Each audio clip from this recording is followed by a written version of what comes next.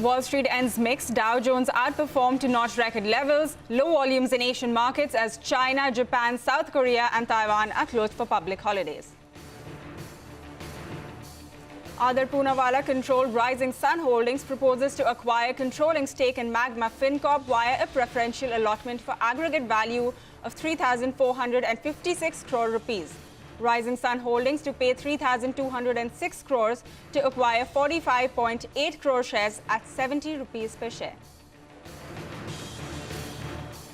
And in earnings today, profit for ITC to decline over 13%. Cigarette volume growth is seen between -7% to -8%.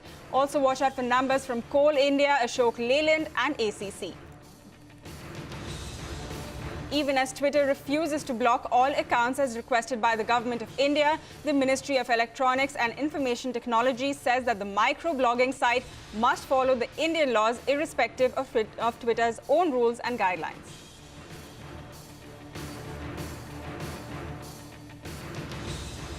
Hi guys, good morning and welcome to Power Breakfast in the Mumbai News Center. I'm Pavitra Parekh. Those were all of the headlines that we're tracking this morning. Let's quickly take a look at the Asian markets now. Remember, we are getting limited cues as markets in China, Japan, South Korea, as well as Taiwan are closed for holidays. So let's look at what we have right now. Hang Seng and Straits will be up for you. Hang Seng not looking too good. It's 145 points lower.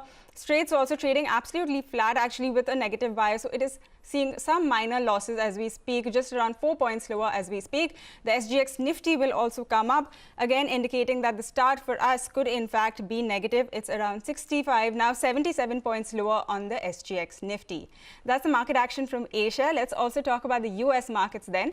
Wall Street ended quite mixed. So we saw the Dow put on around 60 points at the close. Remember, this was a fresh record. S&P was absolutely flat, but the Nasdaq ended around 35 points in the red.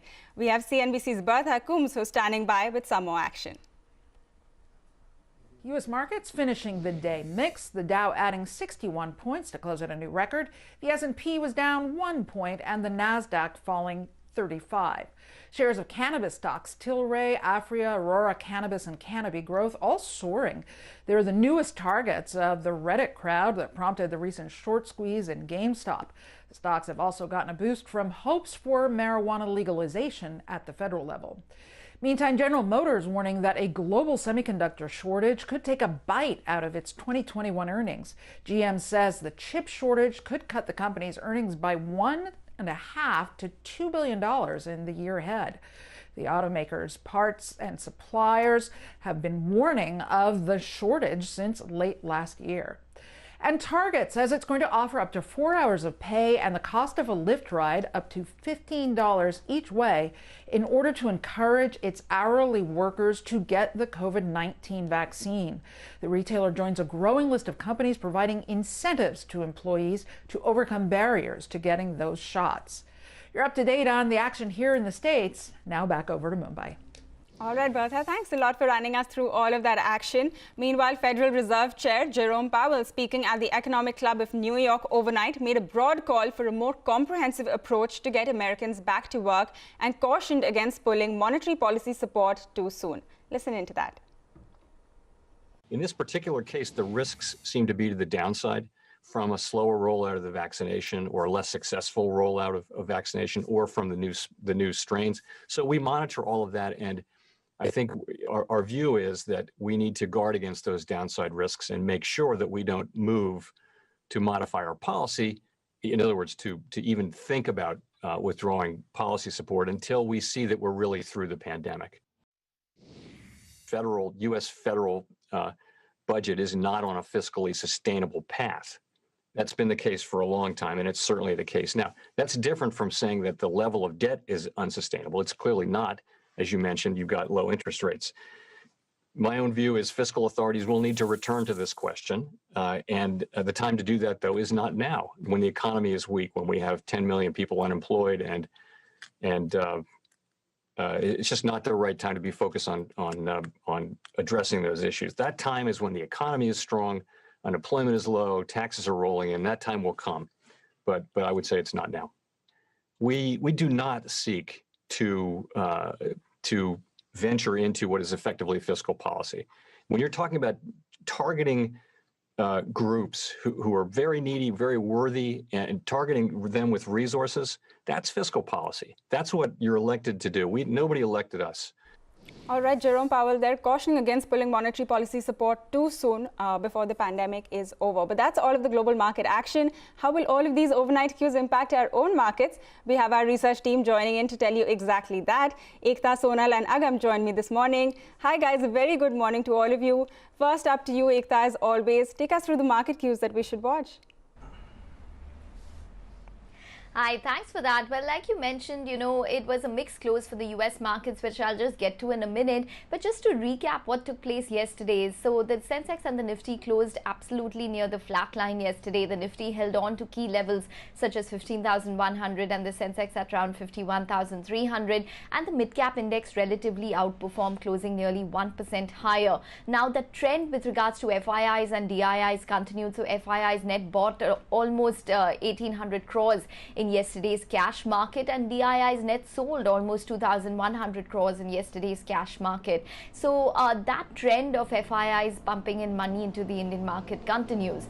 But it is weekly expiry today, but the US markets closed mixed, so maybe there could be a little bit of trepidation on account of that. However, the Dow managed to close at record highs again, and in fact it is the 9th intraday record high that the Dow hit in this year itself. So that speaks of the kind of inherent strength that the US markets are trading with. Asia, most of Asia is closed, so not too much in terms of cues there. And as of now, the SGX is indicating that it could be a little bit of a softer start. I keep watching out for Brent crude. We've been talking about it all through the week. It is the 8th straight day of gains that we've seen for Brent crude. A lot of result reactions, Big Boy Titan, AUROBINDO, Bata, JB Chemicals, Happiest Minds, a couple of those. And results today include Coal India, ITC, Power Grid, and obviously we'd watch out for MAGMA, FINCORP, since there was a big M&A which took place there. All right, Ekta, thanks a lot for taking us through all of those cues. Now over to Sonal, who has the entire list of stocks that we should be watching for in today's session. Sonal, lots of big earnings post-close yesterday. Oh, absolutely, Pavitra. Ekta did mention a lot of them. So let me start with Titan, where the numbers were better than what the street was working with. Revenues at 7,300 crore rupees versus an expectation of 7,300 crores. EBITDA higher than the poll. Profit that was hit by an exceptional loss of around 137 crore rupees. Numbers were largely in line. Also, the management says that they are positive of further improvement in quarter 4. So positive commentary coming in out there as well. Bata, the numbers were largely in line with the poll. So revenues at 615 crores, EBITDA at 117 crores and profitability at 27 crores. That was largely in line with estimates. However, the further trigger for the stock is reopening of the economy and also the reopening of schools, to be very precise. AUROBINDO Pharma, the numbers were decent. Revenues were up 8% versus an estimate of 9% growth.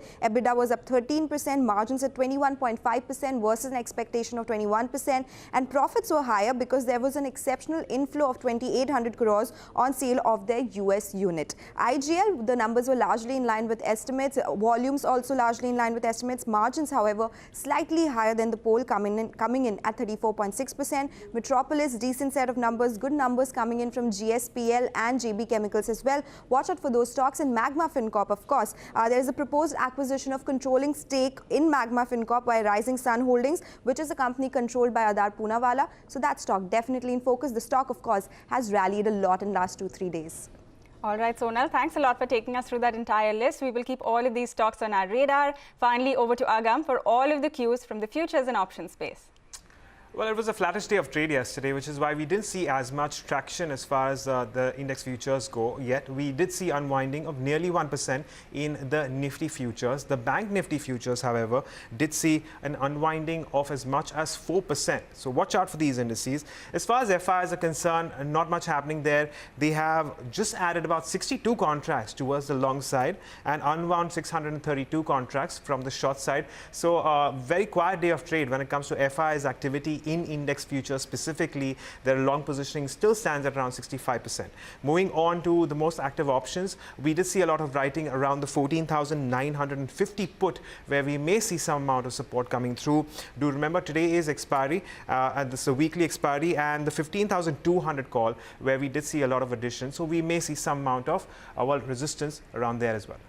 All right, Agam, Sonal, Ekta, thank you very much for getting us all of those cues and prepping us for this trading session. With that, it's time for our first short break on the show. But up next, Adar Poonawala-controlled Rising Sun Holdings will acquire controlling stake in MAGMA FINCORP. All of those details when we come back.